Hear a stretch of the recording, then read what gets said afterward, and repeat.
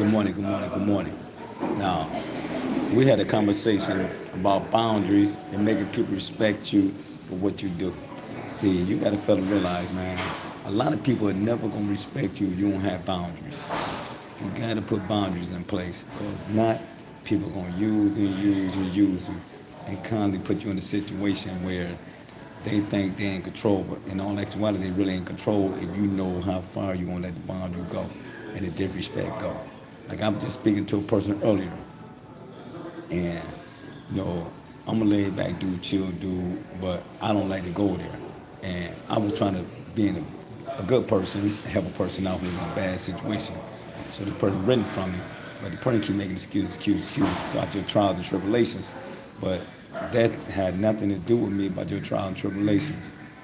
And my thing is, if you are here supposed to be grinding, you shouldn't be broke. A lot of people buying jewelry, buying Rolexes, buying 2 or 3 cars, eating out, hanging out, and you ain't taking care of your business. So if you ain't struggling, you put the downsides. You got to know what to do and what not to do. A lot of people trying to live with so many damn images. Don't nobody nowadays want to be poor.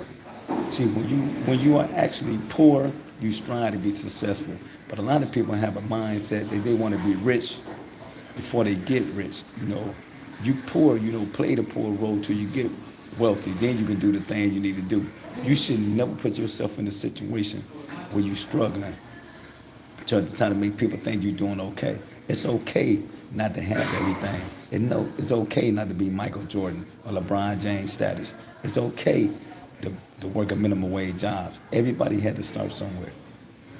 You should never ever try to be something that you ain't. Now you playing yourself. And to me, that's almost like having a mental illness. You're trying to play a role. We're not acting out here. Stop trying to be actors. Stop trying to be actors. A lot of people put on that fake persona because they see everything on social media and they think social media is really the truth. I be around people that I actually know and I see their social media profile. I like, damn, this person is actually lying. This person is not actually living this lifestyle. This person really don't have that kind of money coming in. But people use social media as a tool for idiots. If you understand, if you look at the world revolves, especially in the black community, you only have 1% to 2% of the African American population have a net worth of $1 million. So that should tell you there's a lot of liars on social media and a lot of liars in your community or neighborhood. So we got to stop letting people control your mindset. And if you don't do that, you're going to miss the boat. People out here are trying to fake rich. How can you sit there? I'm doing good, Joy. How can you sit there and actually try to fool yourself that you're doing better than what you're doing instead of you going out there and get it? It's okay not to have certain shit. It's okay. And I tell people that every day, anytime I make a podcast, I tell people it's okay to be a normal individual in a world of losing. Well, hold on, don't need that network. We mean have a lot of money. You can have assets and then get loan for that. Well, don't forget, if you had assets and an asset still had debt, that don't go to your net worth. So if you don't actually have your net worth is calculated after all your debt and stuff. So you have $1 million house, but you owe $700,000 on it. You only have a $300,000 net worth because the house is not yours. So the assets, if they still had debt on the assets, that don't go to your net worth. You can have $10 million worth of property, but with that $10 million worth of property, you still had negative debt. And you just said it. Everybody on social media are millionaires, but they can't put gas in their car. See, they want to say, you said a net worth, but if you have debt, that's how they calculate your net worth. Like I said, if the house is worth $1 million, right? You owe $300,000 on that house. I mean, you owe $700,000 on that house. You have a net worth of $300,000, not $1 million. So when they calculate that, they saying people don't have a net worth of $1 million. There's only 1 to 2%. See, people don't understand the difference between that. Like I said, a lot of people can have a business. The business can be bringing in money, but they have a lot of debt and they have a lot of liabilities and they have a lot of loans on the business. So the business might be a $20 million business, but they're always in the red. So I tell people, everybody in society now use social media the wrong way. Everyone on social media, everyone is Instagram, million nowadays. People, there's so many people in this world that's faking it because they want to act like they doing better than they actually doing. Like I always tell people, never go broke for nobody. Your goal is to get rich. Your goal is to leave a legacy. I would never, ever, ever go broke for anybody. Like I tell people, I don't have no debt. I refuse to be in debt. I worked my way out of debt 10 years ago. I said I would never accumulate debt. The only debt I have is when I take a trip because I use it on business credit card. And then I use it on my business credit card. And the reason I do that because now, when it's time for me to file my taxes, right?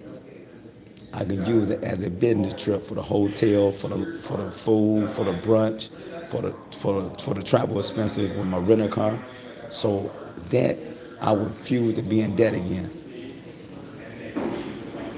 Like a lot of people have extreme debt, and then they wonder why they can't get out of debt because you're constantly building on that debt, building on that debt, building on that debt. Some people debt to ratio is so fucked up, it's unbelievable. You might have a $20,000 credit card, but you got $19,500 in debt on the credit card. Then they wonder why they can't get out of debt. Then you're paying a 7% to 50% interest on that credit card.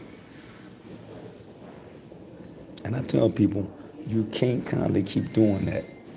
You don't want to live a life to be in debt because now you're making somebody else rich. You either making Visa rich, you making MasterCard rich, you making BlackRock or somebody else getting rich off because you're going to pay that debt back even with a car. My daughter just went to purchase a car. I said, why would you purchase a car at that high interest rate? You have an 800 credit score, but you're still paying 7% interest rate. I said, that's ludicrous to me. The last time I purchased a car, maybe 6 years ago, I had a 1.9% interest rate, but now the interest rate will never get that low again. So there's no need for me to purchase a brand new vehicle and my interest rate gonna be that high. I refused it. And also, like I said, I refuse to have debt. I'm not going to have debt just to have debt, and then I'm paying this debt off, paying this debt off, paying this debt off, and now I done paid tens of thousands in debt. So what you gotta do, stop faking it, stop trying to act rich, get rich, take care of your family. Because see, one thing about quiet wealth, wealthy people don't have to show you that they're wealthy. Just go to their community. When you go to the Bel Airs, you go to the Brentwoods, you go to the Beverly Hills, you go to the Buckheads, just go to people's community. They will tell you how wealthy they are. And they will show you what they drive. They drive a Toyota or Honda.